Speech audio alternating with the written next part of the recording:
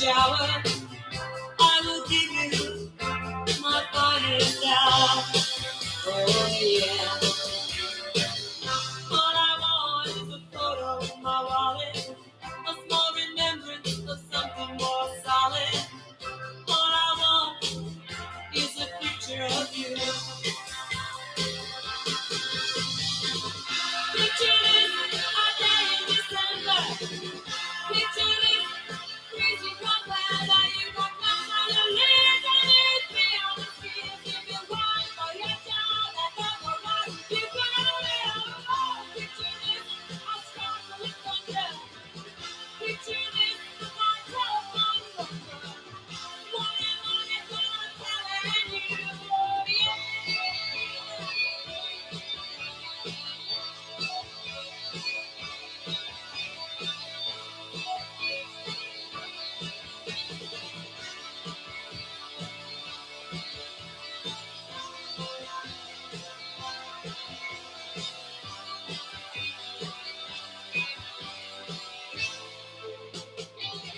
All I want is 20/20 vision, a total portrait, no omission.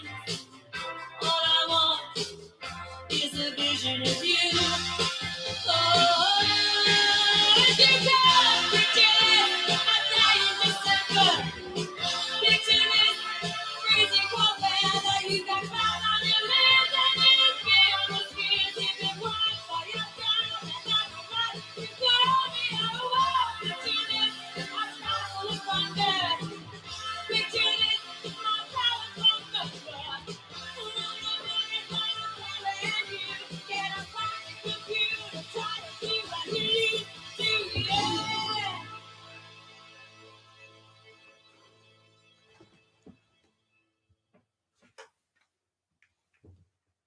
Hello, welcome to the Nunkie Arms. Who's in? Leicestershire. Someone called Joanne Leicestershire, actually. What a coincidence, lives in Leicestershire. Jesse in Portland. Robert in State College. Scotland, good, excellent. Stockport. More Leicestershire. Powys, just back from a canal trudge past Crowther Hall on the He spotted 3 herons, Eric. Now sitting down with a pale ale. A good, a good walk is made a great walk by a heron, but 3 herons, well. Hampshire, welcome everybody. This is the first broadcast I've done since the last session at the Nunkie Arms, which was a whole month ago, because I've been rehearsing for the live shows which are coming up starting next week. So if anyone is coming to Shrewsbury or Salford next week, then please let me know. Hang on, there's some more.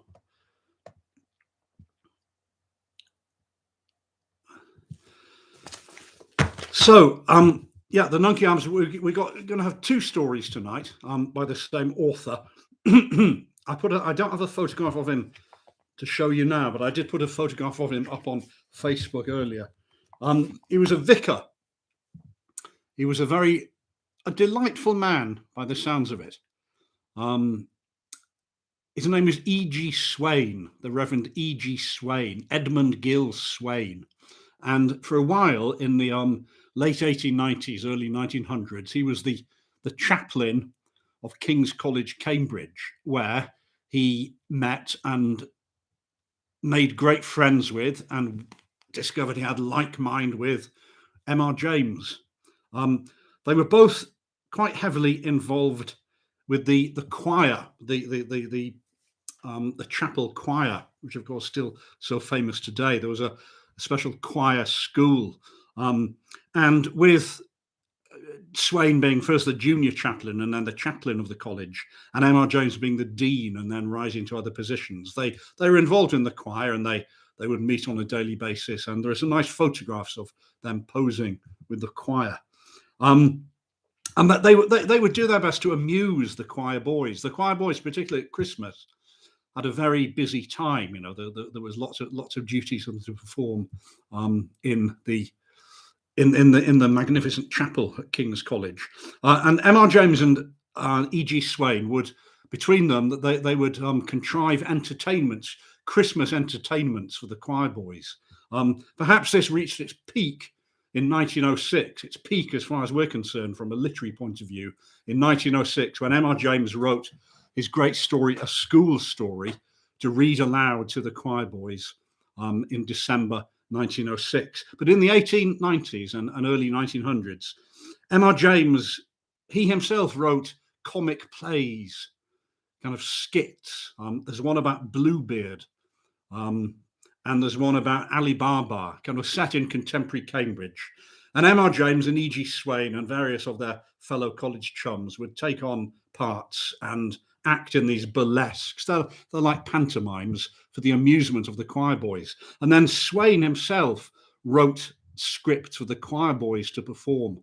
And these survive. I discovered them online on Abe Books. 3 merry comedies. He wrote more than 3, but 3 scripts were published, attributed to C.A. Pellanus, which is Capellanus, which is Latin for chaplain, and it's E.G. Swain. It's clearly him who wrote these stories. Plays, rather. Yeah, they're all right. They're interesting, kind of bits of archaeology, I suppose, but they're nothing that'll ever be performed again, I don't think. But they're kind of light-hearted scripts for boys to perform at school. Then in about 1907 or thereabouts, E.G. Swain left King's. He seems to have been quite a modest fellow. He wasn't an ambitious man, and he left the chaplaincy of King's College to take on the a parish on the edge of the Fens, just outside Peterborough. I think a very modest parish called Stoneground. And Stoneground now has kind of been really eaten up by Greater Peterborough. But at the time, as you'll hear, it was kind of, it was separate. It was a remote village on the edge of the Fens. And when he was there, he over time wrote a series of ghost stories, which he published in 1912, entitled The Stoneground Ghost Tales. And Stoneground is a lightly disguised version of Stoneground, the village where he lived. And it's the protagonist, Mr. Roland Batchel, the Reverend Roland Batchel, the vicar of Stoneground, is a lightly kind of disguised version of E.G. Swain himself. And he dedicated this book, the only book of stories that he published, to Montague Rhodes James, Provost of King's College, Cambridge, for 20 pleasant years, Mr. Batchel's friend and the indulgent parent of such tastes as these pages indicate. And it'll be obvious from quite an early point in the first story that I'm going to read to you just what a debt he did owe to the ghost stories of M.R. James. How are we doing? Larry on Friday, excellent, good. So, as I say, there'll be 2 stories. Well, I'll probably have a little comfort break between the 2, give a chance to stretch our legs. But the first one I'm going to read now, of the Stoneground Ghost Tales, is called The Man with the Roller. So this is The Man with the Roller by E.G. Swain, published in 1912.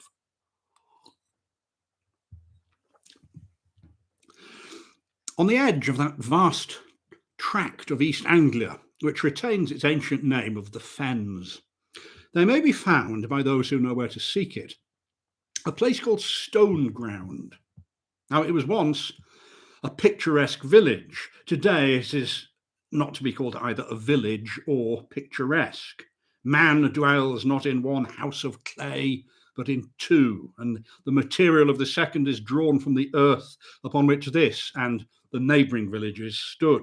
The unlovely signs of industry have changed the place alike in aspect and in population. Many who have seen the fossil skeletons of great saurians brought out of the clay in which they have lain from prehistoric times have thought that the inhabitants of the place have not since changed for the better.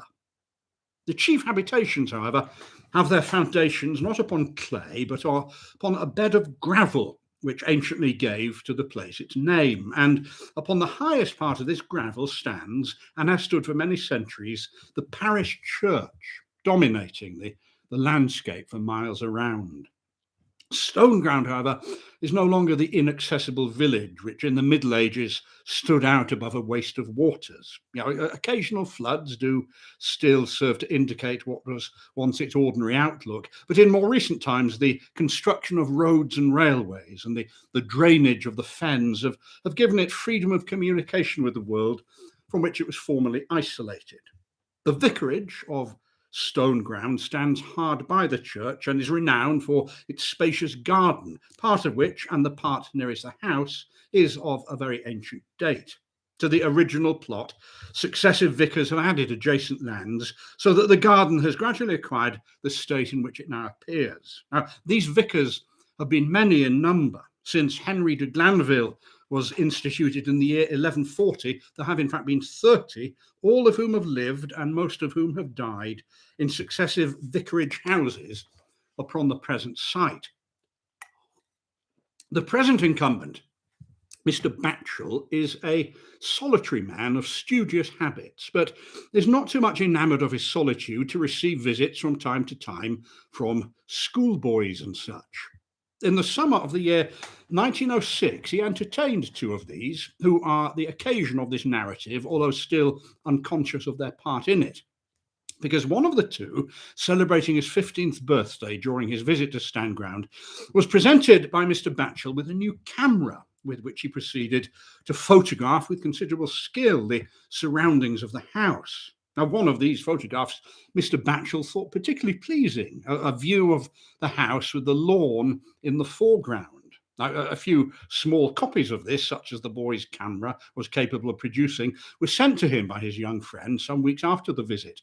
And again, Mr. Batchel was very, very pleased with the picture, so much so that he begged for the negative with the intention of having the view enlarged. Now, the boy met this request with what seemed like a needlessly modest plea. There were two negatives, he replied, that each of them had in the same part of the picture a small blur for which there was no accounting other than by his own carelessness. His desire, therefore, was to discard these films and to produce something much more worthy of enlargement upon a subsequent visit.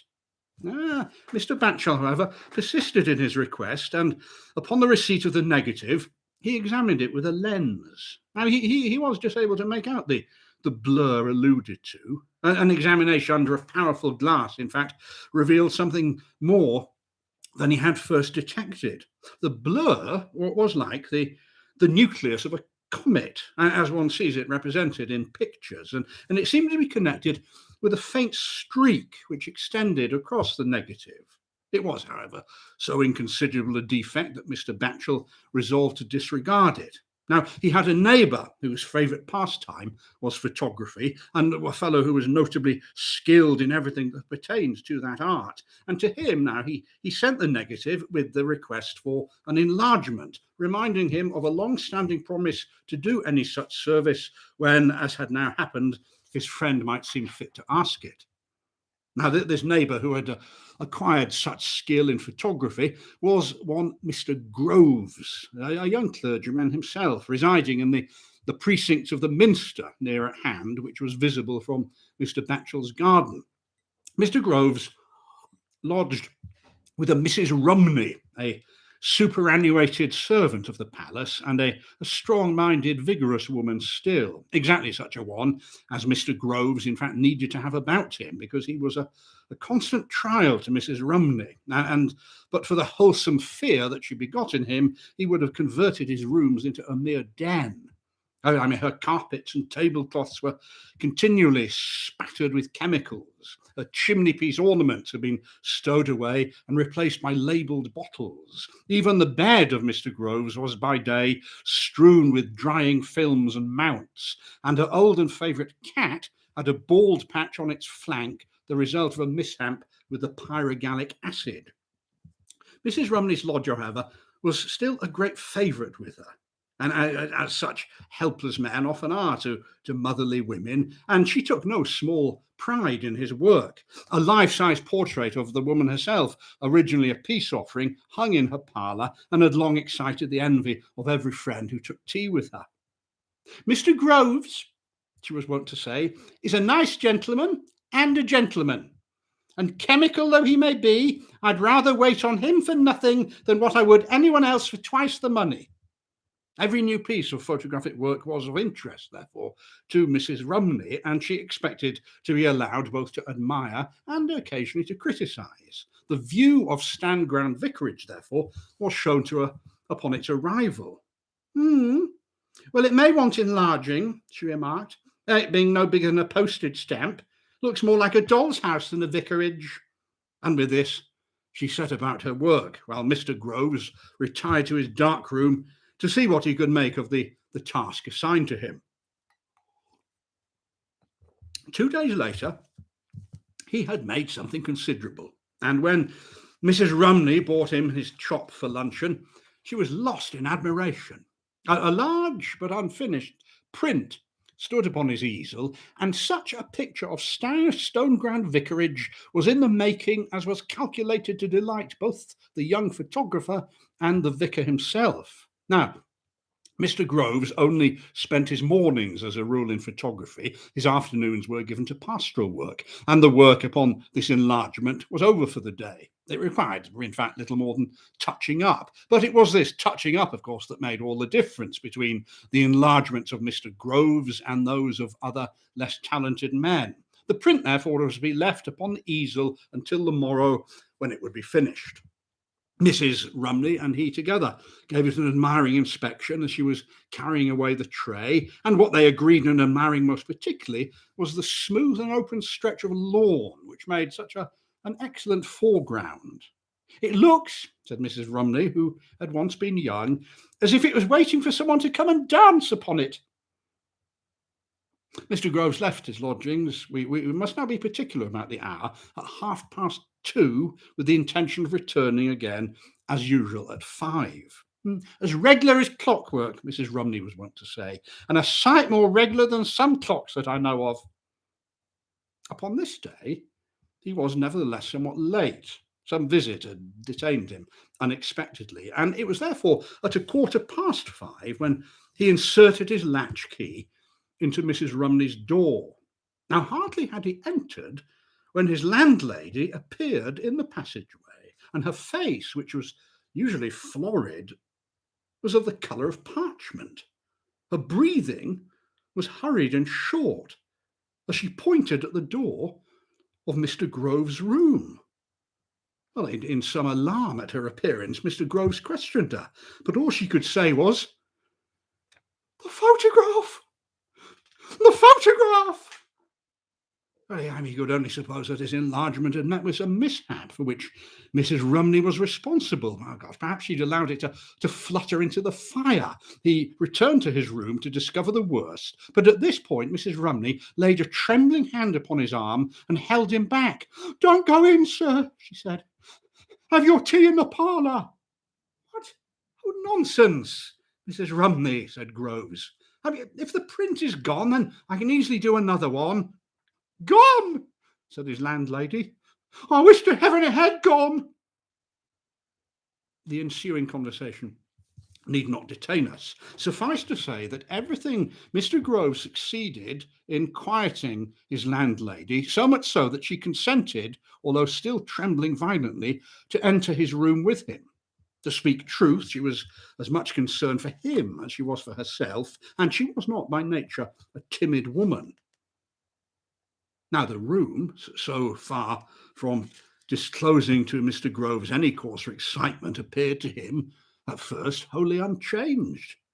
In its usual place stood every article of his stained and ill-used furniture. On the easel stood the photograph precisely where he'd left it, and except that his tea was not upon the table, everything was in its usual place. But now Mrs. Rumney again became excited and tremulous. "Look," she said. "Look at the lawn." Mr. Groves stepped quickly forward and looked at the photograph. And then he turned as pale as Mrs. Rumney herself. There was a man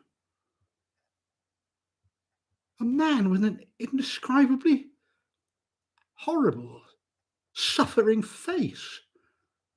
rolling the lawn with a large roller. Mr. Groves retreated in amazement to where Mrs. Rumney had remained standing. "Has anyone been in here, Mrs. Rumney?" he asked. "Not a soul, sir, no.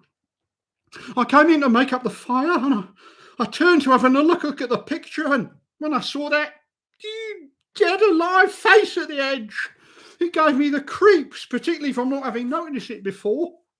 If that is anyone in Stoneground," I said to myself, "I wonder the vicar has him in the garden with that awful face.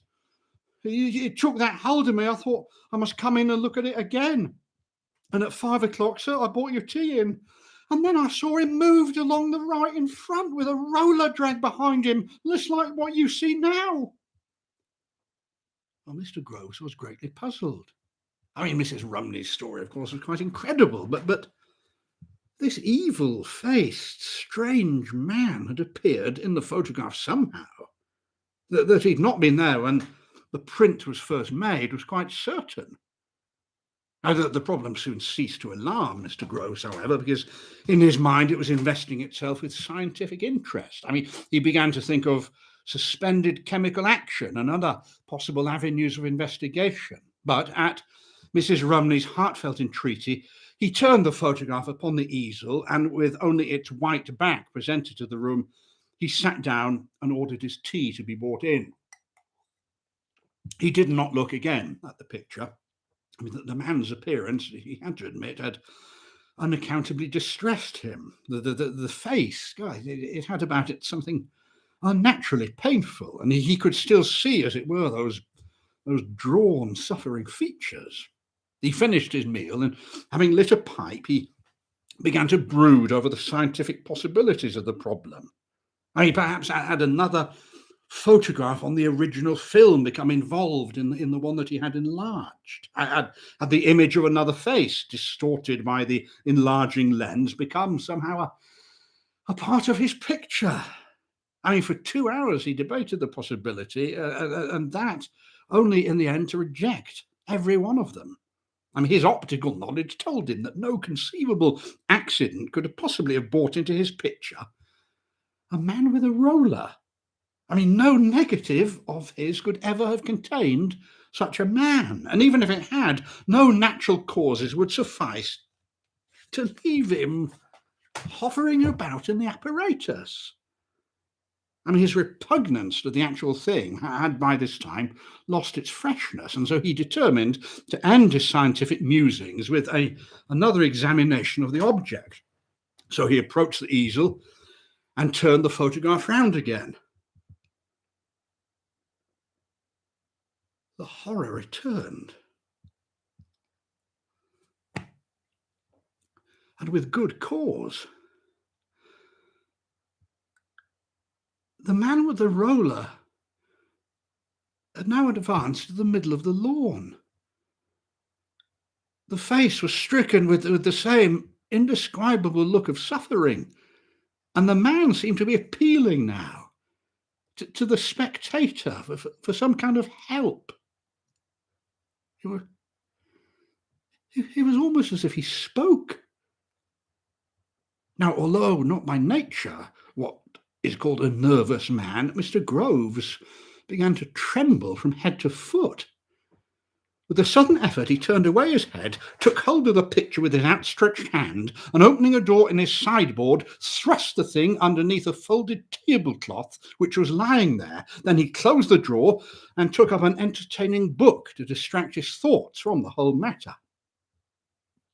In this, I'm afraid, he succeeded ill, and yet somehow the rest of the evening passed, and as it wore away, he lost something of his alarm.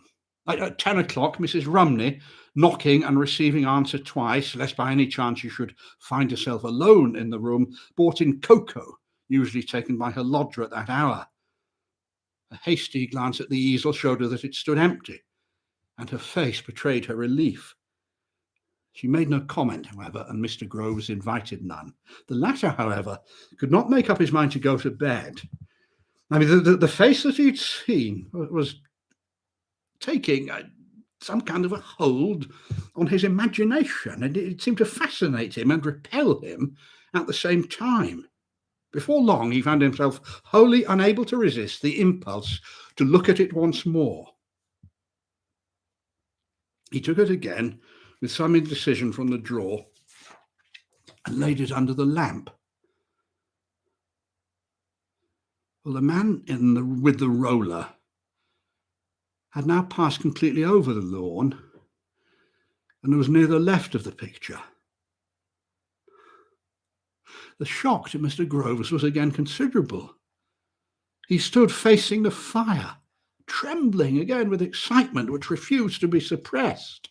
In his state, his eye lighted upon the calendar hanging before him, and this furnished him with some distraction.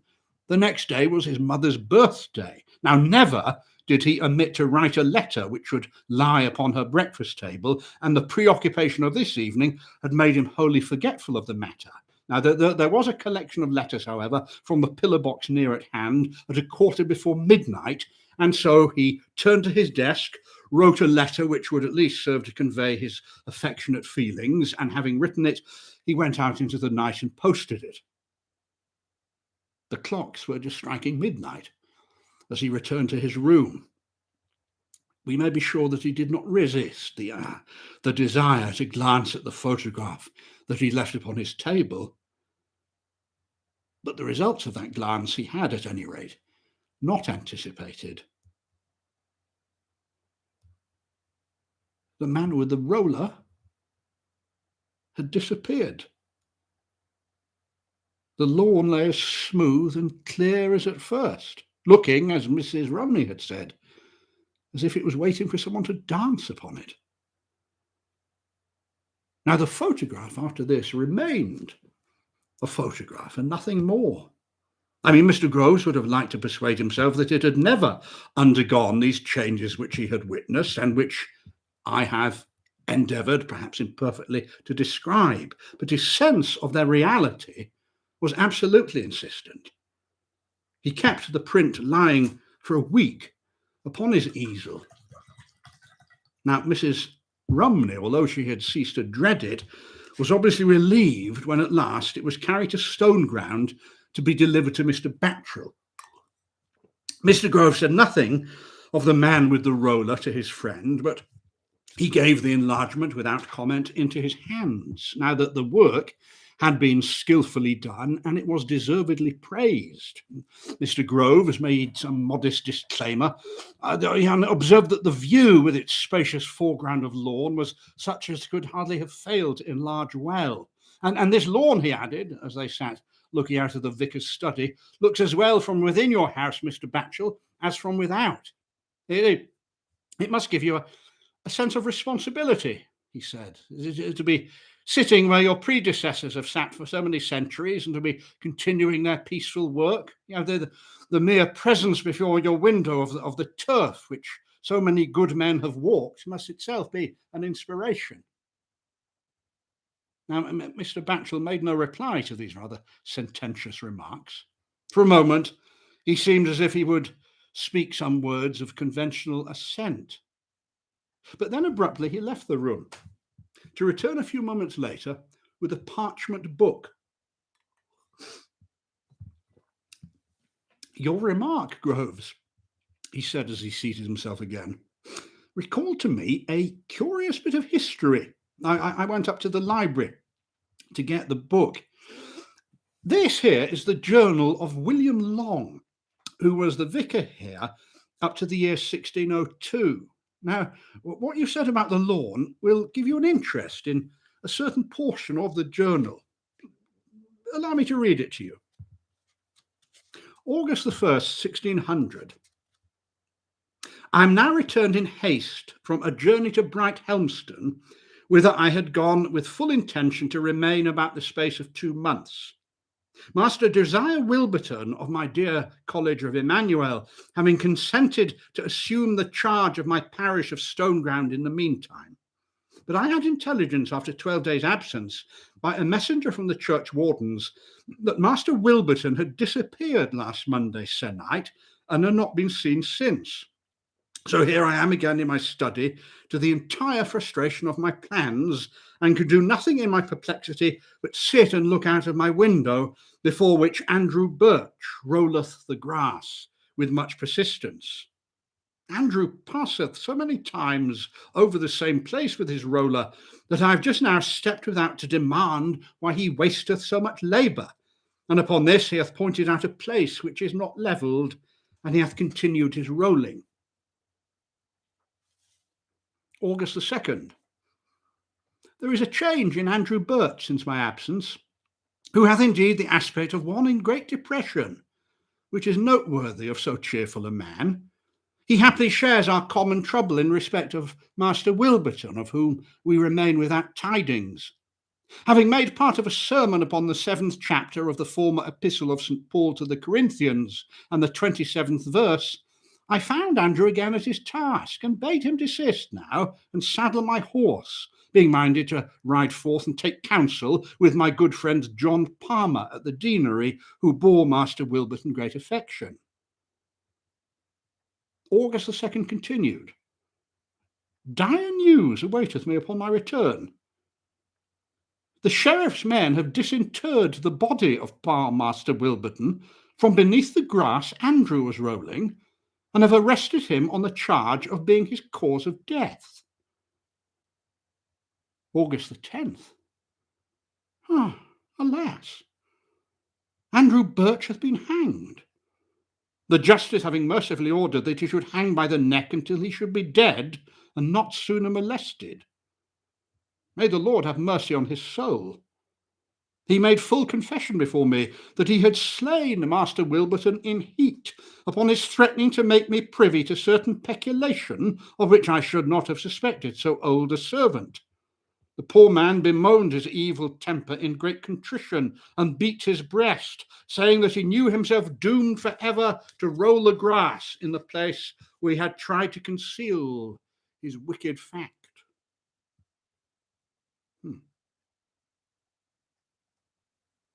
Well, Mr. Groves? Thank you, Mr. Patchell. That's very interesting. Now, sorry, has that little negative that the boy gave you got a date upon it? Yes, replied Mr. Batchel, as he examined it with his glass. The boy has it marked August the 10th. Now, the vicar seemed not to remark the coincidence with the date of Birch's execution. Needless to say, however, it did not escape Mr. Groves, but he kept silent about the man with his roller, who has been seen no more to this day. You see, doubtless there is more in our photography than we yet know of. The camera sees more than the eye, and chemicals in a freshly prepared and active state have a power which perhaps they afterwards lose. Our units of time, adopted for the convenience of persons dealing with the ordinary movements of material objects, are, of course, conventional. Those who turn the instruments of science upon nature will always be in danger of seeing more than they looked for. There is such a disaster, I think, as of knowing too much, and at some time or other, it may overtake any one of us. May we then be as wise as Mr. Groves in our reticence, if our turn should come.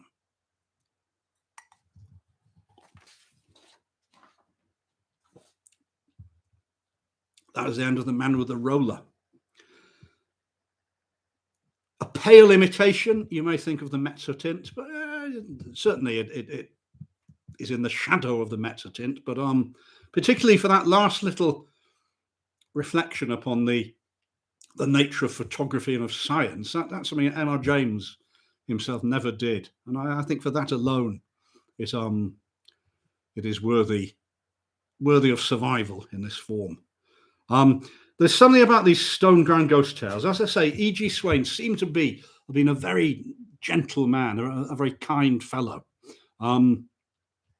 And there's something gentle and kindly about these stories as well. They don't have the same malevolence, really, and threat as M.R. James's stories, or people who who write much more grim stuff than M.R. James have.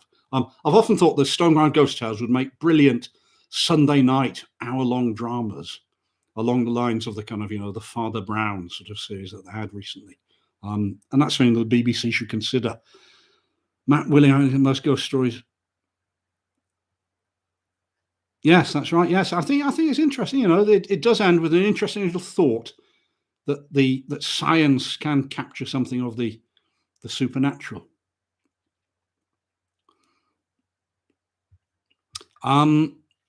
Good. Well, I hope you enjoyed it. Yeah, let me know what you think.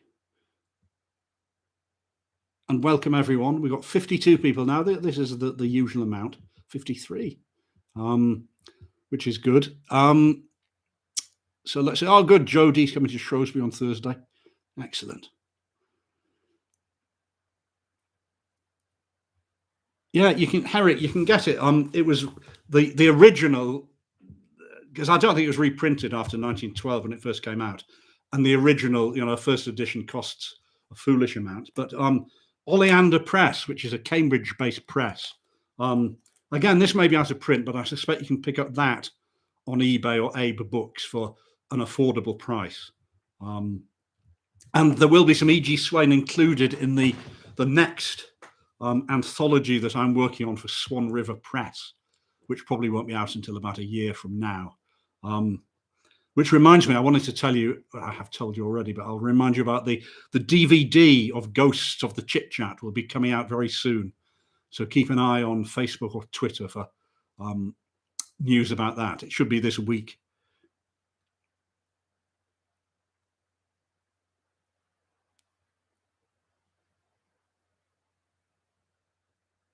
Yes, that's that, Gary. Good point. The warning of knowing too much. Exactly. And yet, Swain could not be less like Lovecraft. I think they're absolute polar opposites of supernatural literature. I think Swain, a man of simple but steadfast faith, and Lovecraft anything but. Anyway, we're going to do another one, but I just going to stretch my legs, have a little break. And I suggest that you do the same.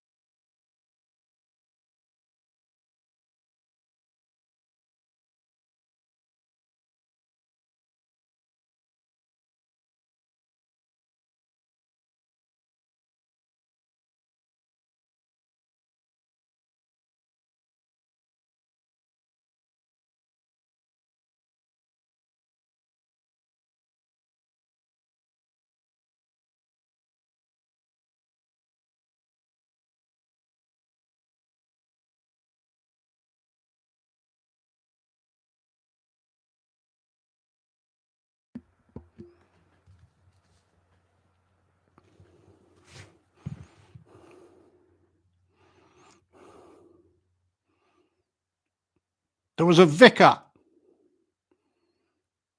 praying to God. "Oh God,"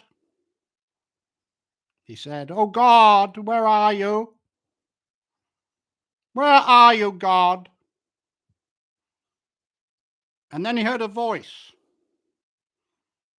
"I'm in Wales." After the initial surprise, he spoke again to God. "Oh God, oh Heavenly Father, the world is suffering from a pandemic. Many, many have died. Livelihoods are being lost. Why are you in Wales?" And the voice says, "I'm working from home." Nip, nip, nip, nip, nip. I was in town the other night, rather worse for wear. I was standing outside the pub having a ciggy, and a vicar came up to me. "Repent," said the vicar. "Repent. Give up the demon drink. Think of your wife. Think of your mother." "I have no wife," I said. "I have no mother." "Repent," said the vicar. "Repent. Give up the demon drink." "Listen, vicar," I said. "Do you know what you are talking about? Is it entirely Christian to condemn others for actions that you do not yourself understand? Have you ever tried the demon drink yourself?" "What are you suggesting?" said the vicar.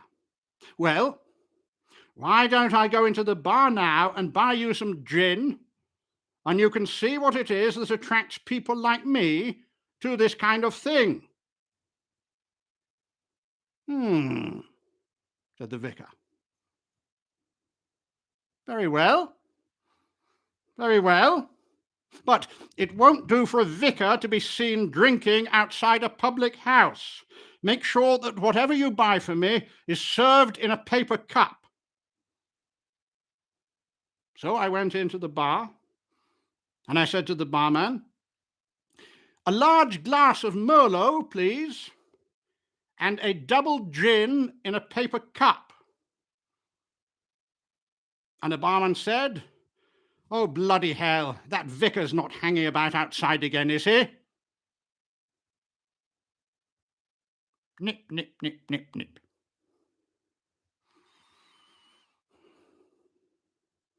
An old man goes up to a vicar.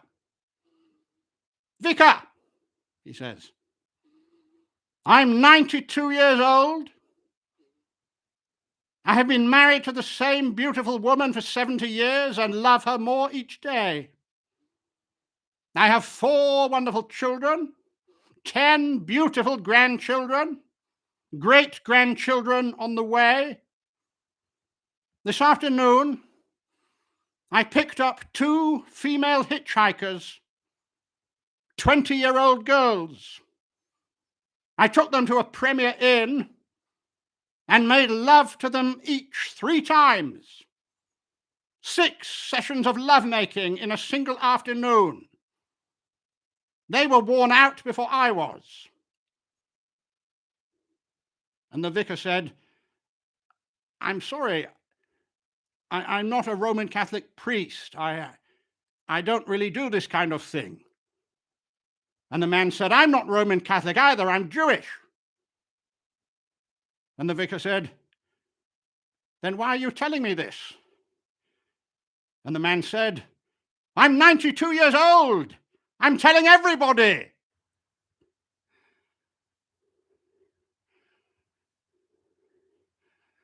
Now, I imagine you stiffs want a poem. So here we are. Here's a poem. A habit both vile and unsavoury kept the Bishop of Oxford in slavery. With bestial howls, he would bugger young owls in a specially made underground aviary. My name is T.S. Elephant. Good night.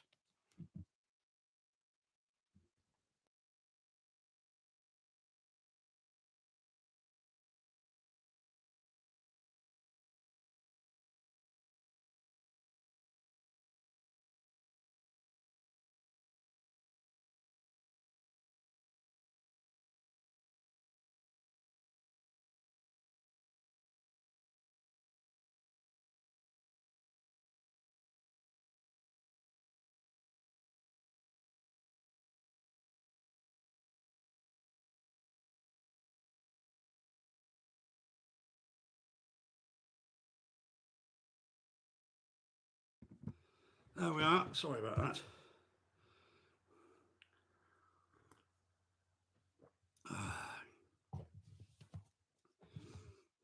Nice thing about E.G. Swain, and the nice thing about the Nunkie Arms in general is it's the kind of place you could bring your children or your mum or your grandma. It's, there's something wholesome about it. I think there's there isn't foul language and so on. It's a kind of family institution, I think. So, all right, let's continue with another story from the Stoneground Ghost Tales.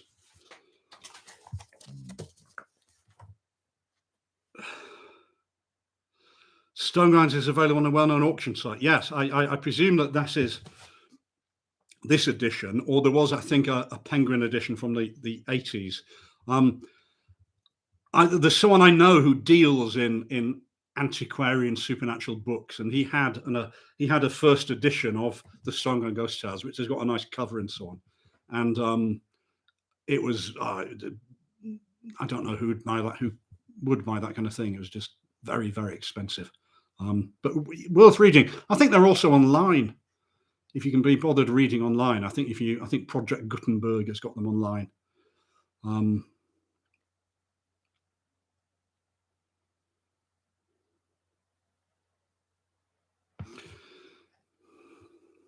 So the next story I'm going to read is, I wonder if this is his masterpiece.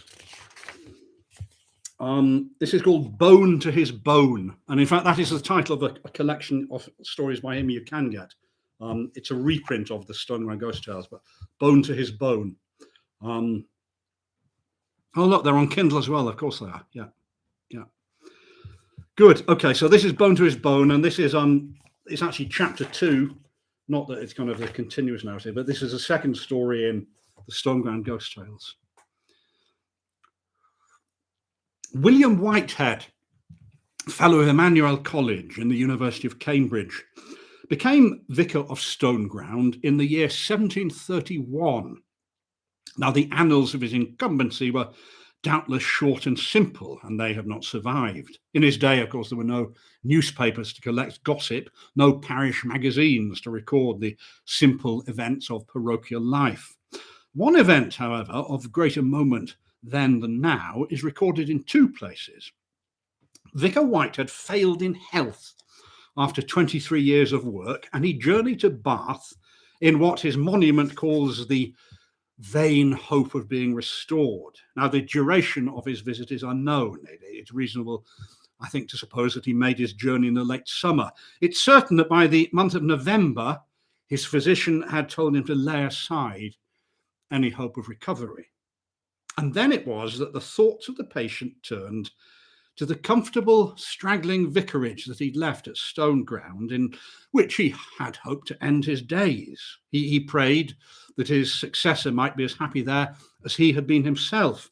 Setting his affairs in order, as becomes one who has but a short time to live, he executed a will, bequeathing to the vicars of Stoneground forever the close of ground which had recently been purchased as it lay next to the vicarage garden, and by a codicil he added to the bequest his library of books.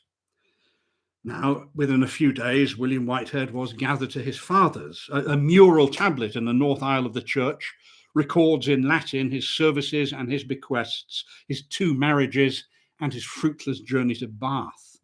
The house that he loved so well but never again saw was taken down 40 years later and rebuilt by Vicar James Davy. The garden, with Vicar Whitehead's close of ground and other adjacent lands, was opened out and planted somewhere before 1850 by Vicar Robert Towerson. Now, today, the aspect of everything has changed, but in a convenient chamber on the first floor of the present vicarage, the library of Vicar Whitehead stands very much as he used it and loved it, and as he bequeathed it to his successors in perpetuity. The books in it are arranged just as he himself had arranged and ticketed them. Slips of paper, sometimes bearing interesting fragments of writing, still mark his places. His marginal comments still give life to the pages from which all other interest has faded, and he would have but a dull imagination who could sit in the chamber amidst these books without ever being carried back 180 years into the past, to the time when the newest of them left the printer's hands. Of those into whose possession these books have come, some have doubtless loved them more and some less. Some perhaps have left them severely alone. But neither those who love them nor those who love them not have lost them. And some century and a half after William Whitehead's death, they passed into the hands of Mr. Rowland Batchel, who loved them as a child loves his own children.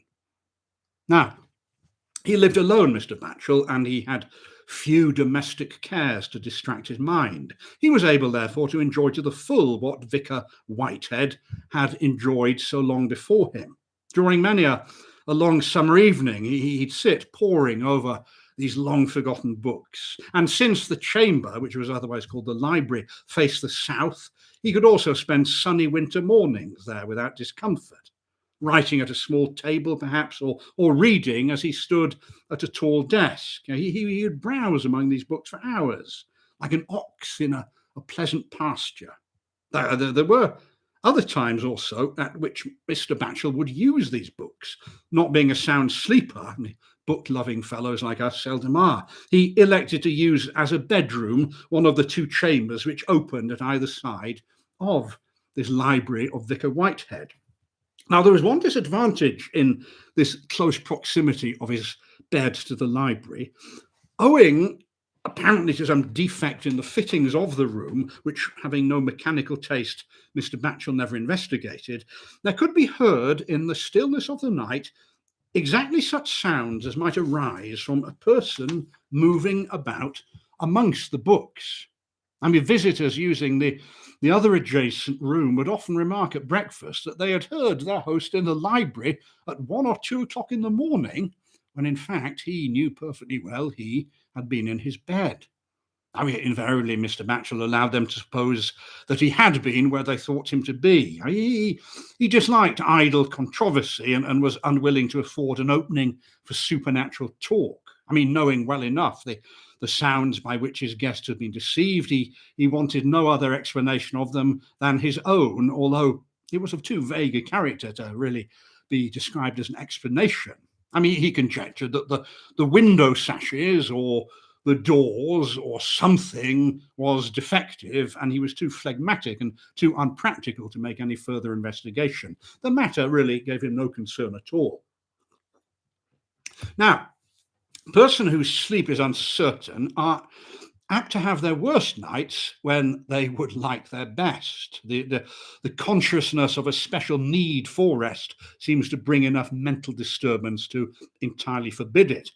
And so it was that on Christmas Eve, in the year 1907, Mr. Batchel, who would have liked to have had a good night's sleep in view of the labours of Christmas Day, lay hopelessly wide awake. He had exhausted all the known devices for courting sleep, and at the end he found himself wider awake than ever. A brilliant moon was shining into his room because he hated window blinds. There was also a light wind blowing, and the sounds in the library were more than usually suggestive of a person moving about. He almost determined to have the sashes seen to, although he could seldom be induced to have anything seen to. He disliked changes, even for the better, and he would submit to great inconvenience rather than have things altered, which he had become familiar. Now, as he revolved these matters in his mind, he heard the clock strike midnight, and having lost all hope of falling asleep, he rose from his bed, got into a large dressing gown which hung on his door, and passed out into the library with the intention of reading himself to sleep. Now, the moon had by this time passed out of the south, and the library seemed all the darker by contrast with the moonlit chamber that he'd left. He could see nothing but 2 blue-grey rectangles formed by the windows against the sky. The furniture of the room was altogether invisible. But groping along to where the table stood, however, he felt over its surface for the matches which usually lay there. He found, however, that the table was cleared of everything. He raised his right hand, therefore, in order to feel his way to a shelf where the matches were sometimes mislaid. And at that moment, while his hand was in mid-air, the matchbox was gently put into it. Now, such a incident could hardly fail to disturb even a phlegmatic person, and Mr. Batchel cried, "What's this?" somewhat nervously. There was no answer.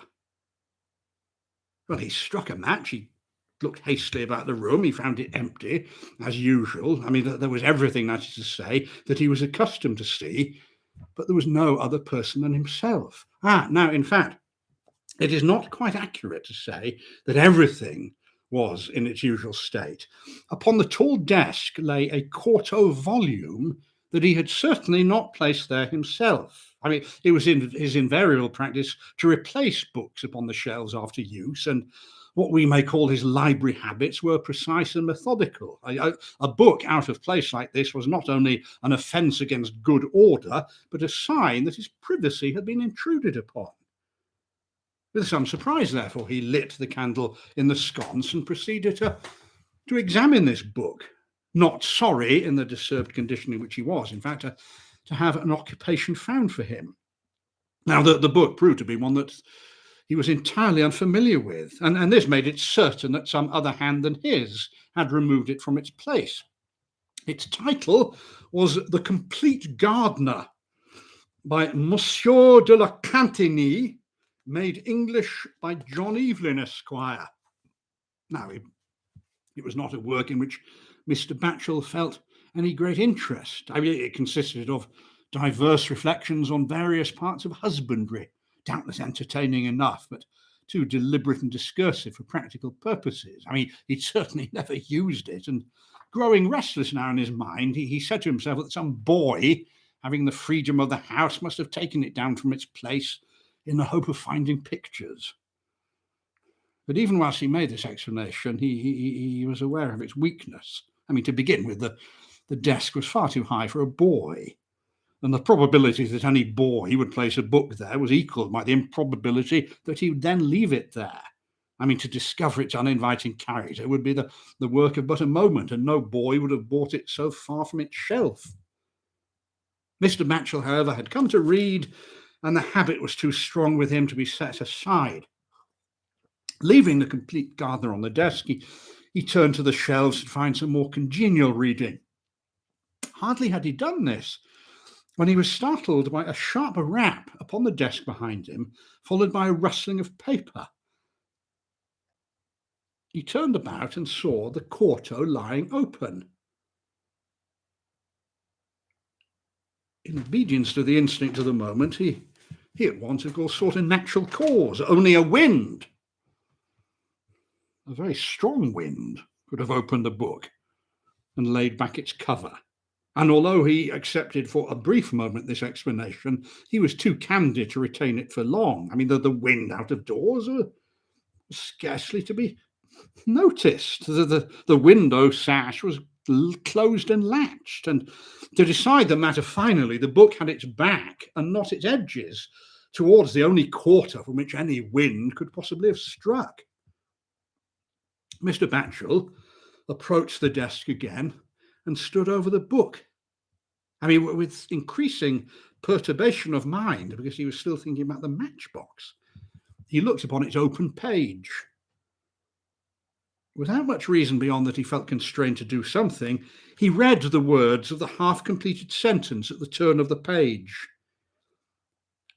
At dead of night, it said, he left the house and passed into the solitude of the garden.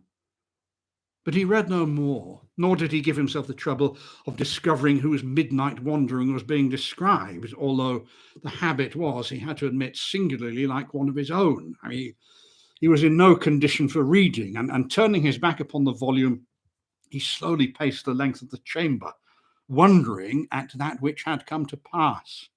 He reached the opposite end of the chamber and was in the act of turning, when again he heard the rustling of paper. And by the time that he turned round, he saw the leaves of the book again turning over.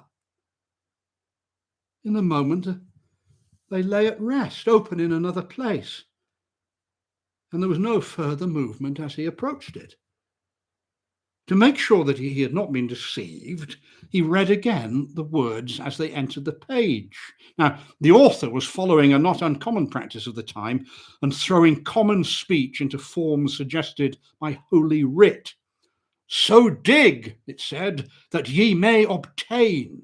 Now, the passage, which to Mr. Batchel seemed reprehensible in its levity, excited at once his interest and his disapproval. He was prepared to read more, but the time was not allowed. Because before his eyes could pass beyond the passage that I just quoted, the leaves of the book slowly turned again and presented but a termination of 5 words and a colophon, the words being, "To the north an ilex." Now, these 3 passages, in which he saw no meaning and no connection at all, began to entangle themselves together in Mr. Batchel's mind. He found himself repeating them in different orders, now beginning with one and now another. And further attempt at reading he felt to be absolutely impossible, and he was in no mind for any more experiences of the unaccountable. Sleep, of course, was further from him than ever. So what he did was to blow out the candle, return to his moonlit bedroom, put on more clothing, and pass downstairs with the object of going out of doors. I mean, it was not at all unusual for him to walk about his garden at night time. That this form of exercise had often, after a wakeful hour, sent him back to his bed refreshed and ready for sleep.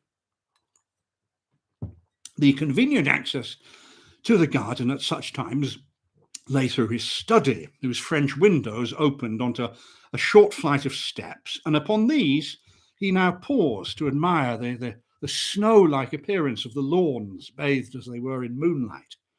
As he paused, he heard the city clocks strike the half hour after midnight, and he could not forbear repeating aloud, "At dead of night he left the house and passed into the solitude of the garden."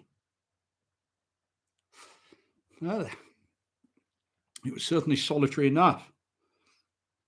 At intervals, the screech of an owl, and now and then the noise of a train, seemed to emphasize the solitude by drawing attention to it and then leaving it once more in possession of the night.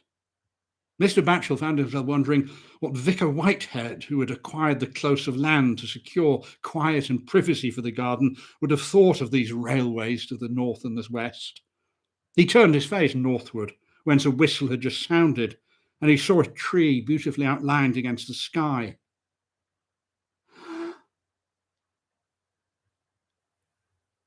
And his breath caught at the sight. Not because the tree was unfamiliar, he knew all the trees in the garden very well, but because what he had seen was, to the north, an ilex. Now, Mr. Batchel knew not what to make of it all. Gosh, he'd walked into the garden hundreds of times. He'd seen that ilex hundreds of times, but the words out of the Complete Gardener seemed to be pursuing him in a way that made him feel almost afraid. His temperament, however, as I've already said, was phlegmatic. It was commonly said, and Mr. Batchel himself approved of the verdict, whilst he condemned its inexactness, that his nerves were made of fiddle string. So he braced himself afresh and set out upon his walk around the silent garden, which he was accustomed to begin in a northerly direction. And now, of course, he was too proud to change. He usually passed the ilex at the beginning of his perambulation, and so he would pass it now. He did not pass it, however. A small discovery as he reached it both annoyed and disturbed him. His gardener, who was a man as careful and punctilious as himself, never failed to house all his tools at the end of the day's work, and yet there, under the ilex, standing in moonlight brilliant enough to cast a shadow, was a spade. Well, actually, Mr. Batchel's second thought was one of relief. After his extraordinary experiences in the library, he hardly knew now whether they had been real or not. Something quite commonplace like this would act sedatively, and so he determined to carry the spade back to the tool house. The soil was quite dry and the surface even a little frozen. So Mr. Batchel left the path, walked up to the spade, and would have drawn it towards him, but it was as if he had made an attempt upon the trunk of the ilex itself. Ugh! The spade would not be moved. And then, first with one hand and then with both, he tried again, and it stood firm. Now, Mr. Batchel, of course, attributed this to the frost, slight as it was. I mean, wondering at the spade's being there and annoyed at it being frozen into the ground, he was about to leave it and continue his walk when the remaining words of the complete gardener seemed rather to utter themselves than to await his will. So dig that ye may obtain. Well, Mr. Batchel's powers of independence now quite deserted him.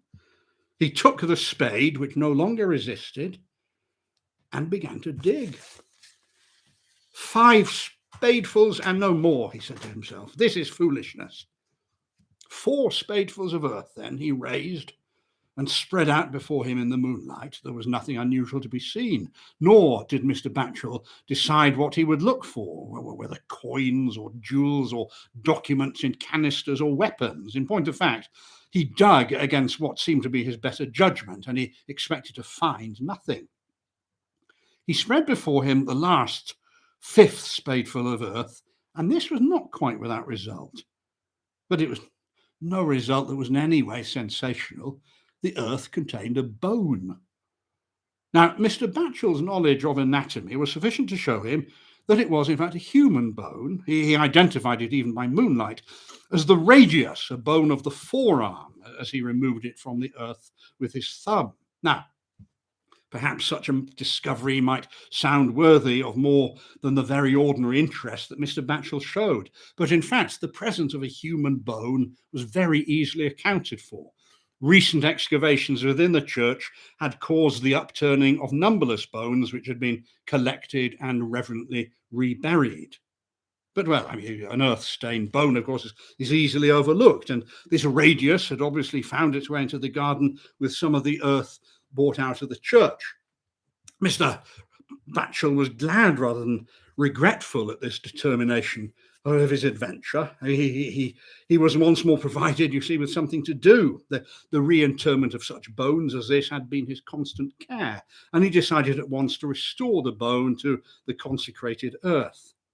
Now, the time seemed opportune. The eyes of the curious were closed in sleep. He himself was still alert and wakeful. The spade remained by his side. The bone was in his hand. So he betook himself there and then to the churchyard. And by the still, generous light of the moon, he found a place where the earth yielded to his spade, and within a few minutes, the bone was laid decently in the earth, some 18 inches deep. The city clock struck 1 as he finished. The whole world seemed asleep. Mr. Batchel slowly returned to the garden with his spade, and as he hung it in its accustomed place, he himself felt stealing over him the welcome desire to sleep. He walked quietly onto the house and ascended to his room. It was dark now. The moon had passed on and left the room in shadow. He lit a candle and, before undressing, passed into the library. He had an irresistible curiosity to see the passages in John Evelyn's book which had so strangely adapted themselves to the events of the past hour. But in the library, a last surprise awaited him. The desk upon which the book had lain was now empty. The complete gardener stood in its rightful place on the shelf. And then Mr. Batchel knew. that he had handled a bone of Vicar William Whitehead, and that in response to his own entreaty.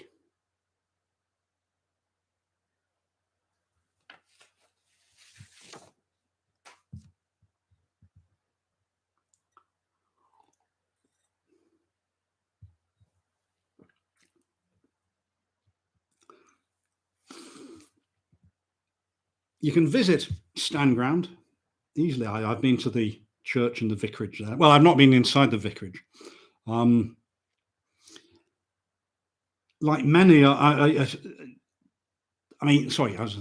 many vicarages in rural Cambridgeshire now, and I know this because I lived there for a long time, are owned by merchant bankers, and they're very desirable properties. But I think that the one at Stoneground, I don't think it's still the vicarage, but I think it is something like a Polish community centre or something like that. I could be wrong, but I think that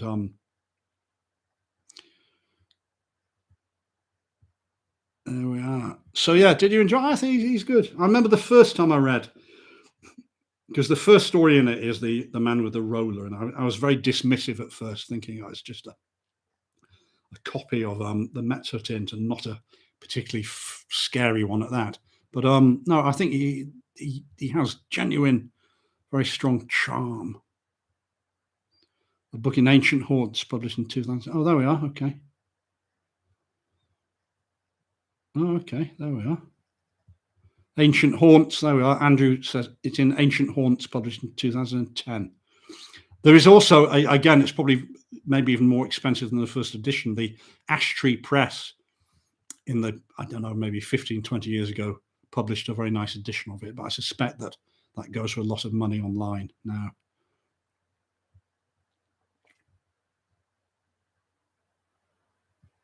So yeah, I think I showed these last time. Everyone who comes to a live Nunkie M.R. James show this autumn will get a free, cheaply produced booklet.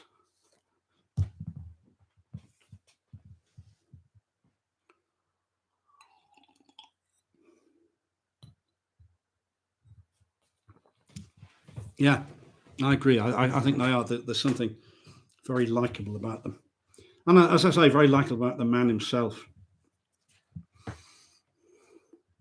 Hey, hello, Jenny. Thank you. Yeah, he's a good writer. I found out I put up that I was doing this on the M.R. James Appreciation Society Facebook group, and someone noted that E.G. Swain in his will had requested that all his unpublished writings be burned, which I suspect happened. So who knows? Maybe there was other stories of Roland Batchel that went up in flames. Very sad to think of, because he was a good writer.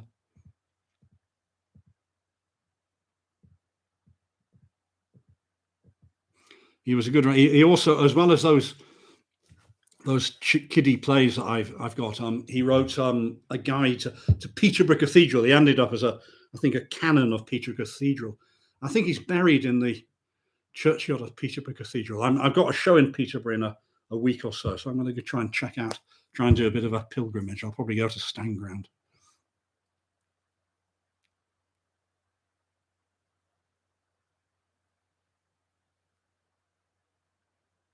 Oh, yeah, okay, good. Okay, so yes, AJ, yeah, I don't know about Ash Tree Press. They haven't done anything for several years, so yes, it's a shame because they produce really, really good books, and they produce the great, again, a book that goes for too much money, but the complete M.R. James called A Pleasing Terror. They produced. Yes, I'm not quite sure what happened with them.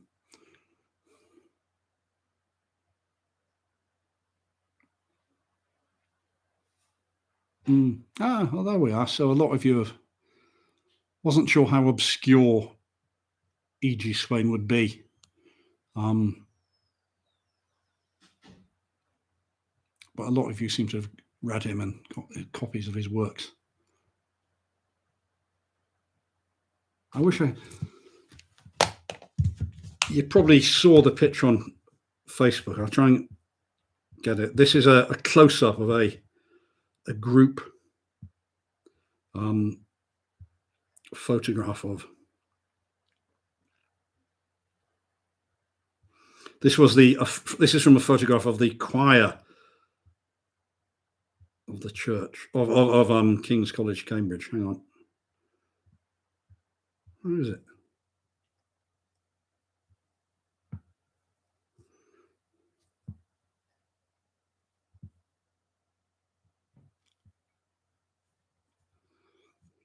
Paul, am I bringing any merchandise? I'll tell you what, I'm not, because venues tend to charge what I consider a unreasonable commission. I'm unable to sell the merchandise myself for obvious reasons, but because I just travel on my own, and so no, I'm not going to be. But I'm encouraging people to buy it online through the website. So I am going to have a box of paperbacks of Ghost of the Chit Chat available to buy, which it'll be signable and so on. But I'm not going to be taking them online on the road with me. What? Ugh.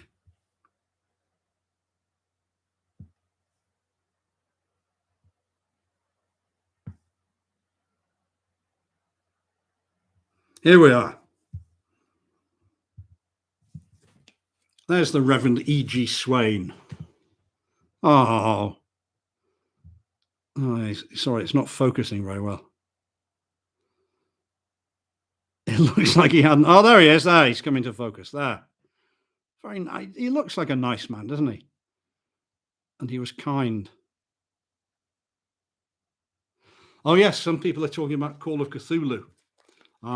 That's a week tonight, in fact.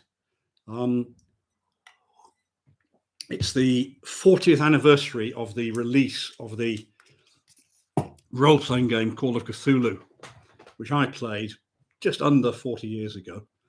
And yeah, so it's H.P. Lovecraft's perhaps his most famous tale, and it's a good one. It's quite long. I've abridged it a bit, but settle in for at least an hour's worth. What, Swain looks a little like me, huh? Oh, yeah. He does look slightly ghostly himself. The headmaster of the King's College Choir School up until about 1905 was not a very nice man. And there are memoirs written by people who were choir boys then who affirm this, that the headmaster was not a very nice man, but his unpleasantness was ameliorated and balanced by the absolute loveliness of the chaplain, E.G. Swain. There was a kind of triumvirate of heroes there. There was E.G. Swain, M.R. James, and the organist of King's College, who was called a Daddy Man. Daddy Man, who was a bearded fellow, and again, a very delightful fellow by all accounts. And he and Swain and M.R. James would write these kind of Christmas entertainments for the choir boys.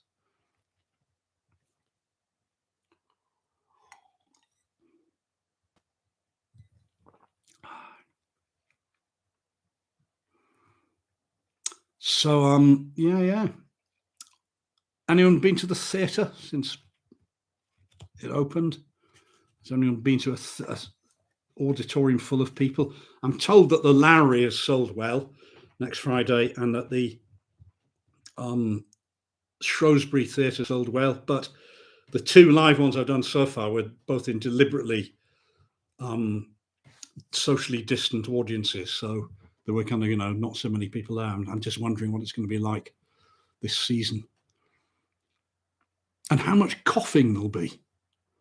Coughing has always been a great irritation to me. Some people in audiences don't realize how brutal a cough can sound, how like a dog barking it can sound.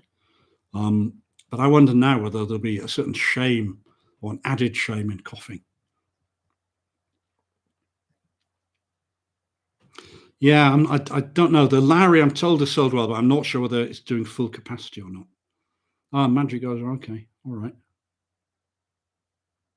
Ah, wow. Good. Okay. Oh, good. Okay. So things are back. Well, I've mentioned Shrewsbury and Salford, and then, well, there's lots. If you go to the nunkie.co.uk/schedule page, you'll see there's a lot between now and Christmas Eve, all over the country. Scotland too. Unfortunately, not Wales.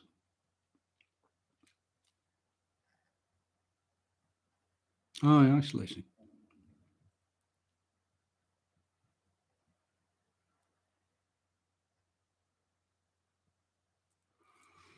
Oh, the Dracula thing in Stafford, is that a group called Imitating the Dog, who do very innovative things with videos and screens on stage? I know. Well, I don't know about the Gatehouse. It's a great shame because I have a good audience there and they just don't reply. They don't reply.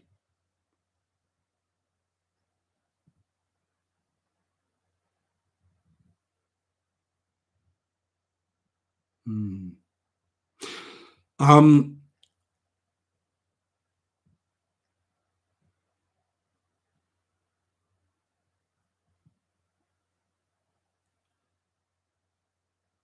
I watched someone I've met over the years in the course of doing these shows is a writer called Adam Neville, who is he's about my age, and he's now become a very successful horror novelist. And one of his novels has just been made as a Netflix film. It's been kind of, I think the original novel was set in Birmingham, but it's now set in America. And it's been made as an American Netflix movie called No One Gets Out Alive. And yeah, that's worth watching. I watched that the other night.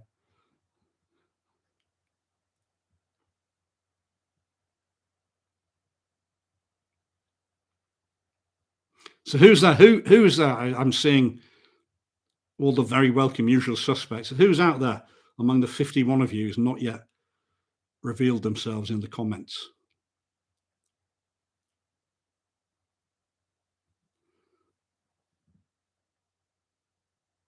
Is there anyone?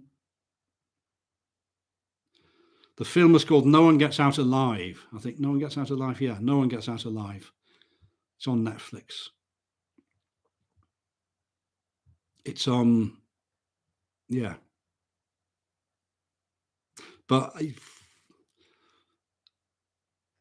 kind of, we're in the pub, aren't we? I have been watching Squid Game, and I do have to say, I think it is brilliant.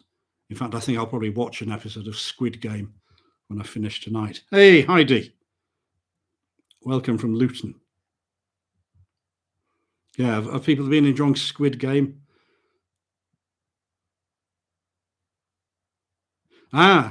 Nancy Lloyd Parry asks, was Mr. Swain married? No, he wasn't. No, he never married. He was like Mr. Bachelor. He was like Mr. Batchel, a bachelor.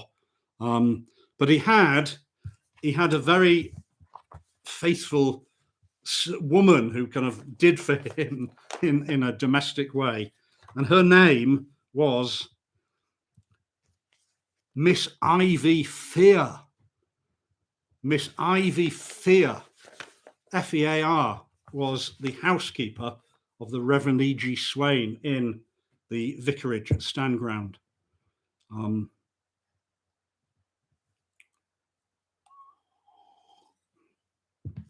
Squid Game, I thought it was ace. Well, it is very violent. Yeah, it is very violent. Oh no, the writer of Grant and Grammary was a similar figure called Arthur Gray, who was the master of Jesus College, again a contemporary of M.R. James. I don't think he was a clergyman, but he was a historian who was a kind of Cambridge academic.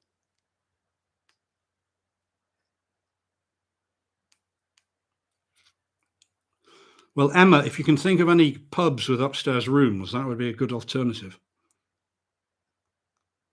Yes, Alistair, I quite agree. I watch it with the subtitles. Yeah. Hey, welcome, Thomas.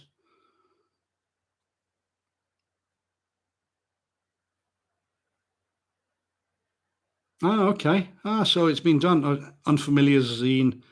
You saw it read at Chelmsford Theatres. Okay. Ah, gosh, I didn't know about that. Was that Dyad Productions?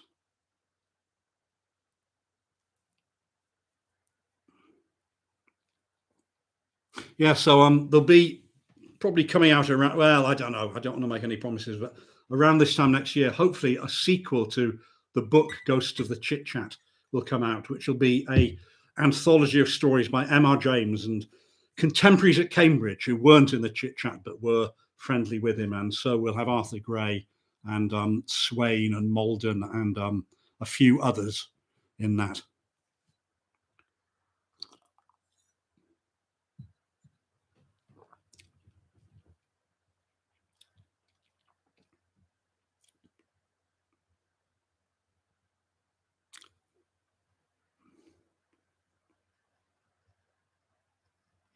Is Western Hall, what is that? Stafford?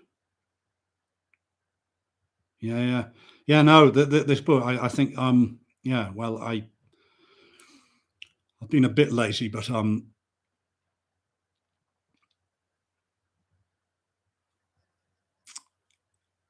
it sounds some very interesting characters, and yeah.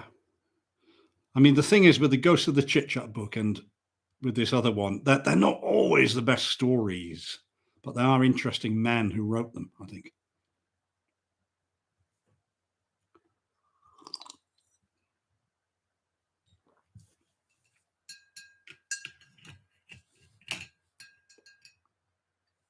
Of course, that's yeah, yeah, yeah. I hadn't thought of Bone to His Bone. It is a Christmas story, isn't it? Yeah. Hmm.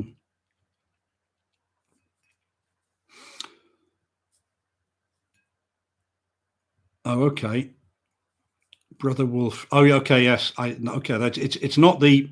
There's one which sounds really good. I nearly went to sit in Liverpool this week called Dracula: The Untold Story or something like that, and it's a company called Imitating the Dog, and basically they have webcams on stage, and so as well as you watching them act on stage, they act into the camera, which is then put on screens behind them, and the screens are divided into three, so it kind of looks like a graphic novel.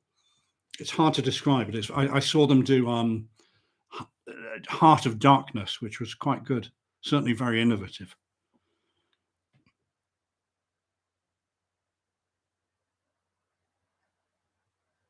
Ian. So you like the one about the evil composer? That appears on the new DVD. That's called Basil Netherby by Arthur Benson, A.C. Benson. Now, what I've done is I've actually included on the DVD the live YouTube broadcast I did of it, because when I looked it over, I thought it was actually quite well done, and it turns out quite well. So, yeah, the contents of the DVD are full, proper kind of filmed by candlelight performances of Canon Albrecht's Scrapbook and Lost Hearts, and then there are kind of extras filmed in my man cave.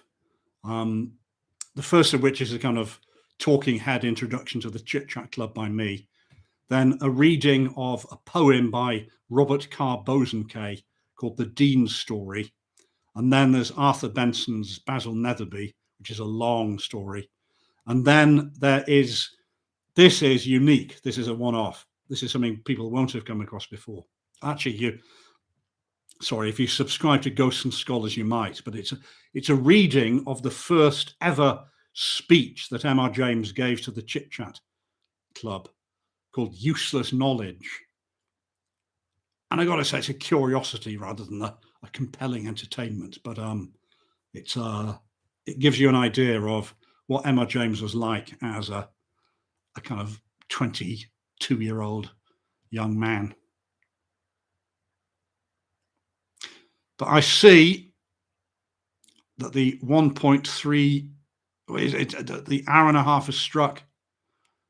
And this is a time that the Nunkie Arms usually rings the bell and thanks you for your custom and hopes to see you again very soon.